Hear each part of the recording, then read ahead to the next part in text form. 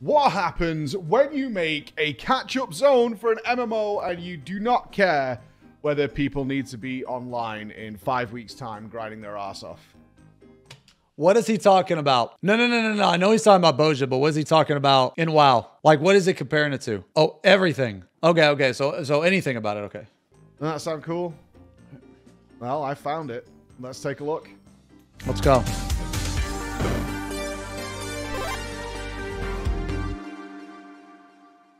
Completely optional, an entire fully fleshed out story, immediate, useful power gains for the player, completely optional, a fast track to level alts, a spectator single player mode that passively encourages supporting players and creating a positive environment. 3 optional raids, rewards every single type of useful currency in the game constantly. And did I mention, completely optional? Let's head into Bozja, shall we? So I had... You know, it's also good to remember that Bozja is still relevant in Endwalker. Now, like, Bozja wasn't my favorite type of content. I think it's just too mindless. But it's good for 2 reasons. It's really good because it's really nice, like, casual AFK content, so that's good. The second reason, and probably the most important reason, is Bozja is still relevant even after the expansion it came out in. The fact that it's still relevant in Endwalker is really, really fucking cool. Absolutely no idea what FF14's Endgame was like. Beyond when MSQ, it was the most constant question I was asked, certainly from other WoW guys, is what is the endgame like? Every time the subject came up, it was met with completely contrasting views from my live audience. Bozja is awful. Bozja is absolutely amazing, and so obviously I need to... Dude, yo, dude, some people love it, some people hate it, man. But yo, it's optional. You don't have to do it. I didn't do Zadnor because there was no reason for me to do it. I did Bozja because I knew that DR Savage was going to come out and I wanted to do DR Savage. That's why I did it. To find out for myself. So what is Bozja? It's essentially the catch-up zone for FF14. Similar in concept to like the Isle of Thunder, Legionfall, Nazjatar, Mechagon, etc. I've made it a point to investigate a lot of extra content before moving on to whatever the next FF14 expansion might be, to just get as close as possible to the original experience as I can. One thing I did pass on was something called Eureka. This was the Stormblood extra catch-up zone, and well, you guys were not really happy that I skipped it, and we're not going to let that happen again. Why were people pissed he skipped it? Oh, they want him to do everything? So I was spammed to go and check out Bozja. Yeah. Now, my impression leading into this, that Bozja, and this is based off what people were telling me, had some sort of story similar to what we would expect from WoW, which introduces you to the new zone, and then it turns into a super grindy experience, which you would find in a lot of typical Japanese MMOs. Needless to say, I wasn't exactly excited. I thought it was going to be like an hour of story, and then it just leaves you there to get on with your grind, do your daily quests, whatever it might be. So, thankfully, that is not what it is. Firstly, the story is completely fleshed out and varied as anything else in the game, including the MSQ. It's engaging, has twists and turns. It's not voice acted, but it brings in new interesting characters, familiar faces from the rest of the game, while also trying to tie in to whatever the current world events are happening elsewhere. So, toying with premonitions, summoning long-lost deities, the oppression of the Empire, all the usual stuff is here and done really well. I didn't do Bozja's story. Even when a solid group of players allowing me the most speedy path through the story, it took me nearly 4 days of around 8 hours each just to complete the story. It's a big one, and it's good, and it was well worth the time investment. But that's not my... Yo, Bozja's story's really that long? Holy shit. Dude, I just skipped everything in Bozja. Was it good? Was Bozja's story good? It was alright, it was okay, it was alright. My focus here, I want to talk about systems. Systems. And systems has become such a horrible word because reality, what we're actually saying is systems done badly. Okay, so system is a horrible word because of WoW, right? Okay, I'm just trying to get the content. that's what I suspected, is what I expected, but okay. Right. Systems in games are totally fine. Every single video game in the world runs on its systems. That's how it works. But when systems are implemented to be obnoxious and annoying and to string you along and to be just carrots on sticks, that's where it becomes... Okay, hold on. In the world runs on its systems. That's how it works. But when systems are implemented to be obnoxious... Okay, what the fuck is this? Conduits. In the form of a Disney song, how bad or good are conduits? Let it go. All right, good enough. Obnoxious and annoying. Okay, now what the fuck is this? What is that? The box of many things? Okay, on a scale of 1 to 10, how bad or good is this? This is another talent tree. A 1, a -10, a 5, a 3. Progression system for local Palace of the Dead. Better than not having anything at all. Live action Disney. All right. And to string you along. Now, what is this? Rep grinds. Okay. And to be just carrots on sticks. Now, what is this? Okay, rune carving. Oh, I think I did this, actually. This is the relic. Materia, but worse. That's where it becomes a problem. My years and years of experience when it comes to extra catch-up zones and new casual content boils down, before I even touch it, to a few questions. 1, how long will it take me to grind this motherfucker out until I actually get the 1 or 2 things I actually want? 2, how long per day is it going to take me to get my daily grind complete? And 3, is it mandatory? These are the same questions that people are currently asking about the upcoming 9.2 patch for Zereth Mortis in World of Warcraft, because it's going to feature double legendaries. And immediately, as soon as you hear that, you think, okay, I'm going to have to grind this thing. It doesn't... Is WoW a Korean MMO now? Okay. It doesn't matter whether it's good content or not. And that's the really sad thing. It actually doesn't matter, because you're forced to do it regardless. If you want to be even moderately up to date with the video game, you want to have these ludicrous power gains that you can get, you're going to have to be there. And it just puts a sour taste in your mouth before you even step foot in the place. It could be the most amazing place in the world, and that would just be a benefit. And that's the sad thing. Because if it's less than great, you're going to get annoyed really goddamn quickly, because you have to be there. So how amazing was it that as soon as I did my first Bozja encounter, I saw that I got several things immediately. Like, Yo, he just stood in that AoE, dude. I got huge amounts of experience. The floor zone is scaled, inspector. so you can come on lower or higher level characters to level and do whatever the hell you want. The second thing I got was tombstones, used to buy the latest and greatest gear from a... That's man mode. He knew he wasn't going to die. Fuck that AoE. Fuck that AoE. Fuck it. vendor. So many, actually. I got so many tombstones from just doing the story that I could gear my alts that I haven't even rolled yet while I was playing around. I regularly capped out my stones and just bought gear for other classes that I hadn't even tried yet. So I would have gear just waiting for me whenever I got around to doing it. And then I got tokens. These tokens gave you enormous power buffs immediately. Extra mobility, extra DPS cooldowns, passive huge health and defensive gains. And the passive buffs, like doubling your HP and defense, they don't even expire. They're just active until you finish your gaming session in the zone or it eventually resets. And a lot of the... You know, the problem with that is that people don't actually use their actions. They go in there and they don't use shit. They never use them.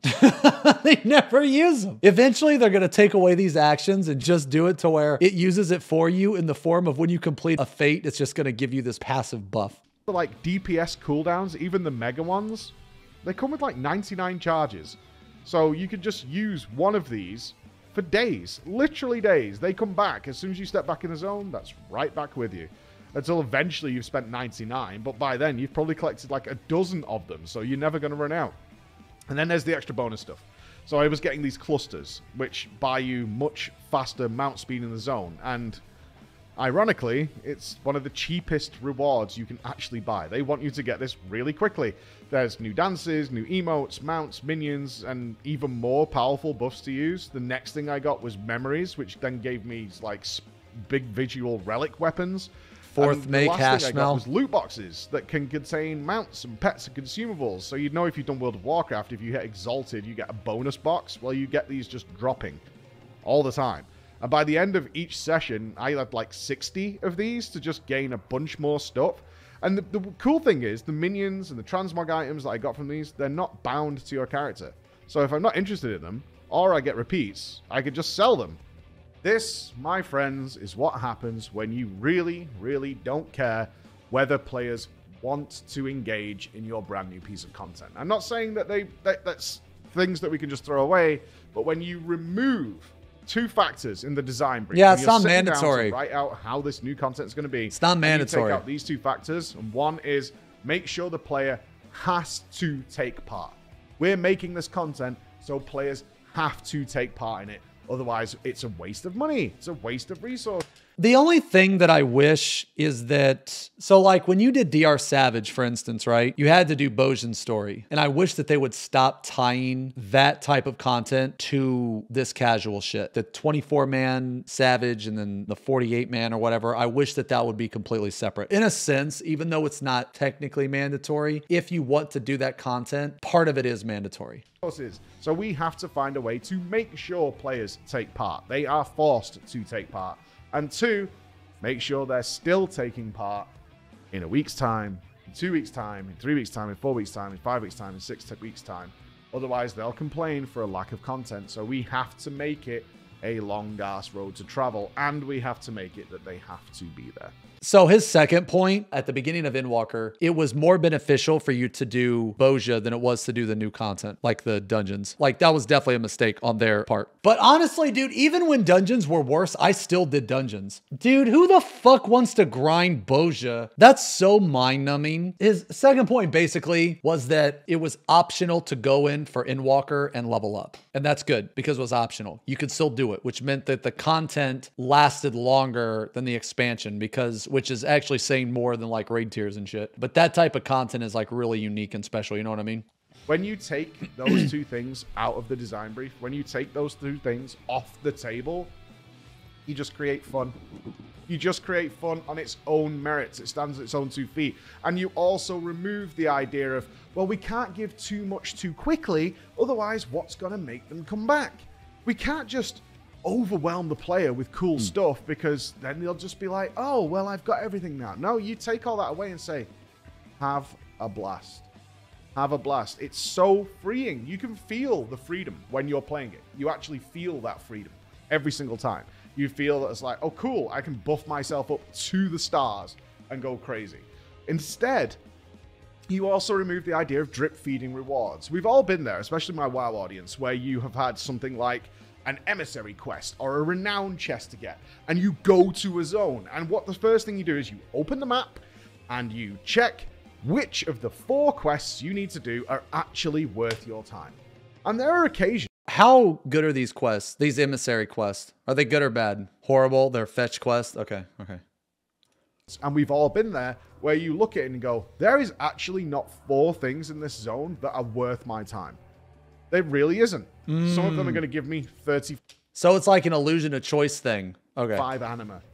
Some of them are going to give me 100 gold or 250 gold. And I have a lot of gold. Some people don't. Some people do. But this is why you're judging it on a person by person basis. You scan that map. You mouse over everything. You're like, pet food charms. Dude. He has played WoW for way too long. He's like me. Whenever I talk about the gearing in Final Fantasy, you know, just like, it's been this way for so long, man. It's just so bad. He's fucking done, dude. He's just reached his limit. And there are those times where it's so bad that the big brain play that we're going to do is we're going to try and save it over 3 days to maybe that over the course of the 3 days before that big chest quest disappears, maybe there'll be 4 things in total that are worth my time. What else impressed me is the zone does a lot of really subtle things to make you feel like you're part of an MMO. Regularly, you have these critical engagement spawn. That's what they call them. These are literally outdoor 48-man world bosses. They reward a hell of a lot more of the stuff that you're already getting. The big buffs I mentioned are optional, so you can be super powerful in these encounters. And if you use them, it can be quite hard to die, which might sound to some of you like, oh, so it's just easy mode then? No. Now, the encounters do vary in difficulty from easy to one called Red Chocktober, which will just decimate players. But the trick here... Dude, the Red Chocobo just shit on kids. I remember that. Just absolutely dumpstered kids, man. As I said, it's not about dying. It's that they use vulnerability stacks to assess you.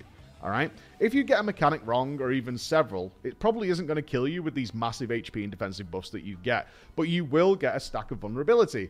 This allows weaker or first-time players an awesome chance to just learn and practice without just lying on the floor and watching everybody else do it.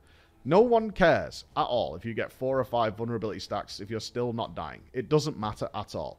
But what you get to do if it's your first time or you're not a particularly good player is you get to keep playing and learn and practice and learn and practice. And over time, what you need to do is not get any vulnerability stacks at all, because then that can spawn a duel. Now, these are basically... Before he talks about the duel, I like the concept of the duels, but the implementation is very shit. The fact that you have to compete with fucking everybody else is really dumb. That's kind of like a slap in the face. He, I got invited, you didn't. He. It's like, once I found out that that's how the duels worked, completely, automatically uninterested. Don't care. I'm never gonna get chosen. I didn't even get chosen to get hair, let alone a fucking duel. I would be more interested if the implementation was better. That's what I think. Mage Tower, really difficult single player encounters. They're really, really hard. I've watched several people complete these, and more often than not, people fail, just like they would do in a really hard solo piece of content. And what actually happens is you prepare for them. You start learning them. You start studying them. You start preparing the appropriate potions and buffs that you want to take with you when you go into this encounter, right? Now, here's the really, really, really cool bit. They're open world. People can come and watch you. And in fact, you're encouraged to do that. And you're also encouraged to support that player, to give them positive vibes, to cheer them on. It very much reminded me of like when Thunderen was spawning in WoW Classic. And you would see across the plains, guilds and all these people charging across the battlefield to go and watch a duel. So every time you would do one of these critical engagements that can actually spawn a duel, you would wait to see if the duel spawned. Did someone do well enough in order to spawn one? And then it appears. And then you head over and you see who's going to take part, and you check whether they're buffed themselves up. Are they ready for this? Are they going to be good? And you cheer them on. And why do you do this? Because if they win, you get a buff that literally like doubles the metal rewards for you for the next hour. Doubles your rewards if they succeed. So you're then encouraged to create a positive player environment, because you want those people to succeed. You want to get yourself that buff. And therefore, everybody's winning. And you feel bad if they lose. You don't shit on them because it's really, really hard. And you know it's really hard. But if they succeed, you're running up, you're patting them on the back, you're cheering them on, and then you're off and you're getting yourself all these extra bonus rewards. It's such a cool way of passively creating a positive environment. You're encouraged to take part. Even if you're not good enough to do this, doesn't matter. You still want the other person to do well at the same time. On top of all this, 3 48-man optional raids where you can once again use all your mega DPS buffs and just have a blast. Another issue I have with duels is that they are open world. It's a good and bad thing. It's good because anybody can participate, but it's bad because anybody can participate. You have one type of player that is very interested and actually watches this shit, takes notes. They try to learn the fights. Then you have another type of player that has no idea even what a duel is. They don't even have their actions. They don't even know that you can do actions. And they're like, oh man, this is cool. Click yes. Oh yeah, it's just me and this guy. And then they die in 5 seconds. But you can't be mad at that person. The Chads. You can't be mad at that person. You know why you can't be mad at them? Because everyone is entitled to it. Then this mentality comes out. Oh, you dog shit player. That was my duel. That was my duel! And you stole it from me. You took it from me. That was mine. Wrong, wrong, wrong, wrong, wrong. You get that mentality. So that's why it's good that it's open to everybody, but it's also bad that it's open to everybody. They have their own gear, an extra savage raid for some really juicy items. Again, entirely optional. 3 raids, totally optional, totally distinct from everything else. They're there if you're interested, if you enjoy raiding or you just want to see the new raid. If not, you have literally no reason to ever step foot in the zone, and you will just not get 3 extra raids. It's as simple as that. The end game of the zone is where people will have different experiences with this, and why I was told a lot of people, by a lot, and I mean a lot of people, that Bozja was crap, and it was just a... I'm gonna guess, people that said that they had a bad experience in Bozja, they didn't do DR Savage, or they had a big issue with DR Savage. The massive grind, and it wasn't... Don't even check it out, Mike. Don't even go and look at it. Now, this is because... Massive grind? I didn't think Bozja took that long, did it? I mean, I didn't like it, but I didn't think it was a grind. You have finished the story, you have reached your max rank, and I did that in 4 days. Okay, so that's for some players, it's literally 4 or 5 days worth of content, depending on how hardcore you push it, but that's going to be about it. And for many players, you'll go... And he watched the whole story, too. If you skip everything, it's way fucking shorter. 4 or 5 days? That sounds kind of shit. And some people really want to grind out a certain place for a long time. But, of course, the story is not over. What they do is then say, do what you want with this place. Because, as we've already mentioned, you can use it to level your alts. You can use it to gear up all your characters. You can do all that stuff, and that still remains. But what they then do is say, okay, you've finished the main bulk of stuff, and you've seen practically everything. You may not have done everything. You're unlikely to have won a duel by then. On several bosses, you won't have ever got it done without getting any vulnerability stacks. So you still have plenty to do in terms of your own personal goals, but that's the point. You then have your own path to go on. And they encourage that as well. So what they then do is say, okay, all that metal you've been earning to rank up, that's now an extra currency you can spend on stuff. You can now spend that on gaining passive buffs for your character to make them even stronger. You want to boost your DPS, you want to boost up your healing, you want to boost up your HP. You can continue to do that. So absolutely nothing you find there is wasted. Nothing. Of all the resources and stuff you gather, nothing is going to be wasted whatsoever. So now you can get this sort of prestige type system where you're going to keep building it up. And if you're passively farming it on alts, remember in FF14, your alt is still the same character. Every single character can play every single job in the game. So even when you go to swap over, you still retain all the benefits of being there originally. Instead of we look towards things that are like account-wide. I've done this in one character. Can I have the benefits of this on another character? And often, certainly in World of Warcraft, it's like, no, you must start again. You must get the reputation again. You must start this over again. That doesn't happen in FF14. They say, okay, you already did this. Great. Now you can have the benefits to level up your other character. And not only that, your gear might be weaker on your alt job. So we'll just give you all these extra passive buffs as well. UI while review. you're gearing that up, we'll give you more and more buffs on top of that as well. Just to make your time more easier. You've got something else to work towards. You can do whatever the hell you want to do, especially farming your relics. Now, this is the big grind of Bozja.